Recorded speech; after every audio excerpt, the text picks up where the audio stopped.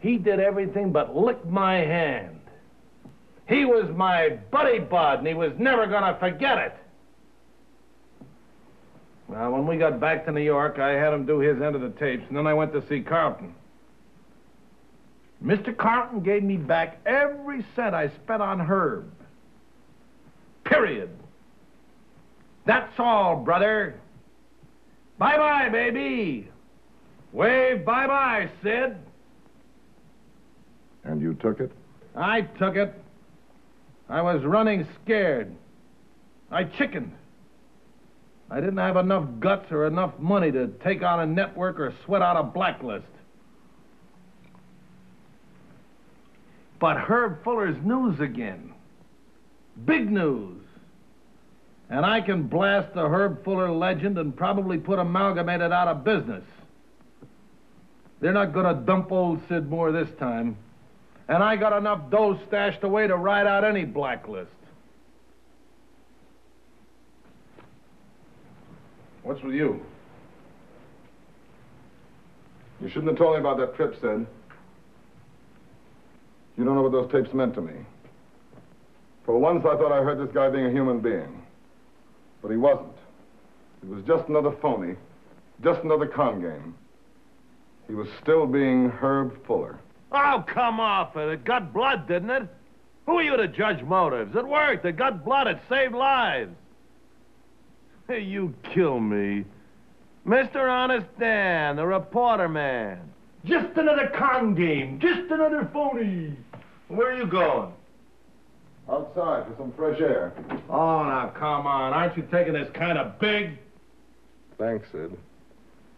Thanks for a wonderful and very instructive evening.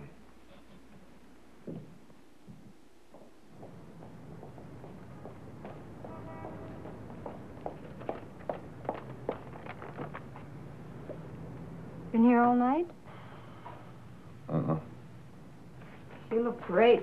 I feel great. Seen the morning papers? Nope. Philip Carlton, president of Amalgamated Broadcasting System, denied that any decision has been made on Herb Fuller's replacement.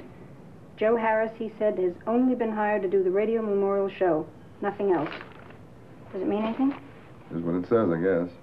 You being dumped? Who knows? Maybe that's what the meeting's about this morning. And you have 10 minutes to get there.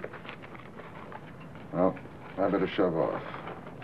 Brush my hair, shave my face, put on a clean shirt, go to the principal's office. Like a good boy.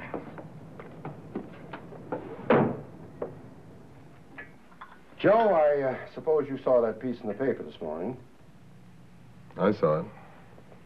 I suppose you wondered about it. I wondered about it. Yes, of course you did. You thought that we'd decided on you as the Fuller replacement at the last meeting. You thought you had the job. Isn't that what you thought? That's what I thought. You were right, Joe. You do have the job. See, that piece in the paper this morning was the opening gun in a campaign, which I'll try to make plain to you in the next few minutes. See, right now, the rumors are circulating around the agencies that you were on your way out. A couple of days, you'll read other stories. One columnist will even have a big scoop to the effect that Amalgamated has decided to dump Joe Harris. Now, we will neither confirm nor deny these stories, but you can take my word for it, Joe. By this time next week, you won't be able to buy a newspaper on credit.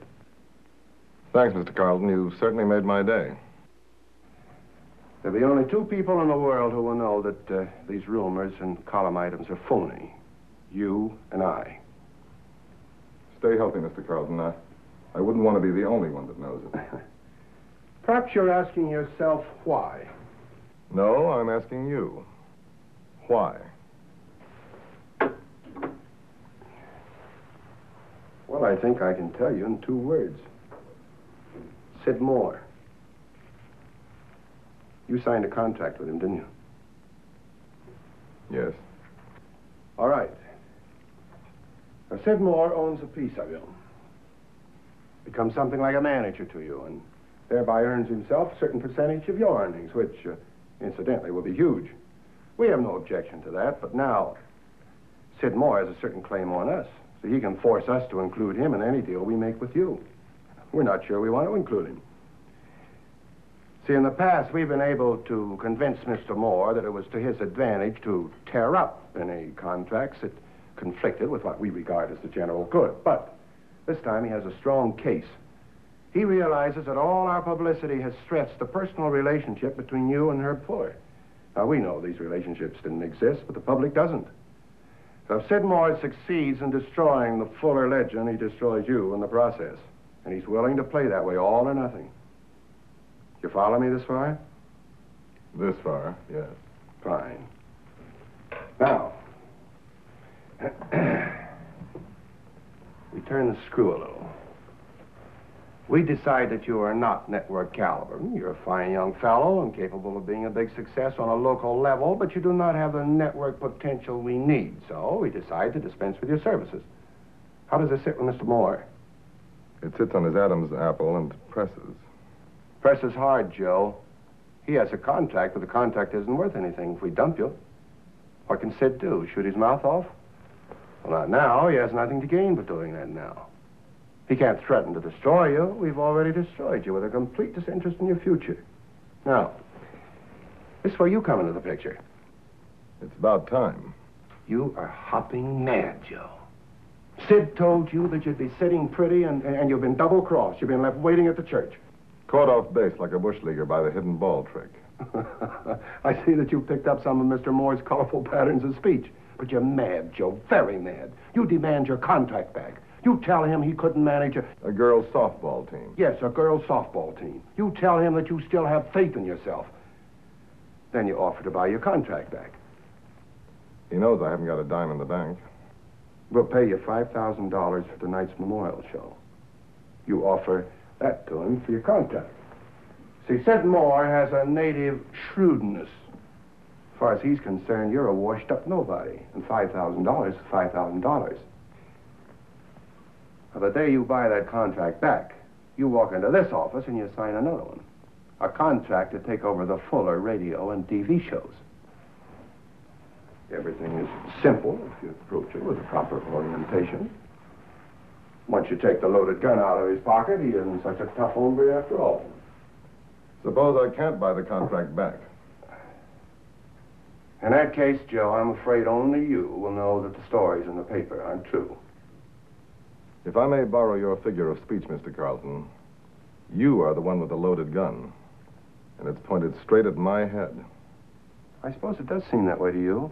You're not going to reject me so much that it's impossible to salvage me, are you? Joe, when we get around to making you the white-haired boy again, we do it with the biggest exploitation budget in amalgamated history. We plaster you on every billboard and car card in the country. We slap your voice on every station break all day and all night. We put your mug on the front of every fan magazine on the stands. We throw cocktail parties for you every hour, on the hour. We guest star you on every radio and TV show in the amalgamated stable. We sell you the way we sell soap. It's as cold-blooded as that, huh? What's so cold-blooded about it? I'm sick of people talking about this industry as an art form. It isn't. It's a business. It's no less ethical, and it's just as hard-boiled as any other business. We're selling time to sell personalities that in turn sell products. Simple as that.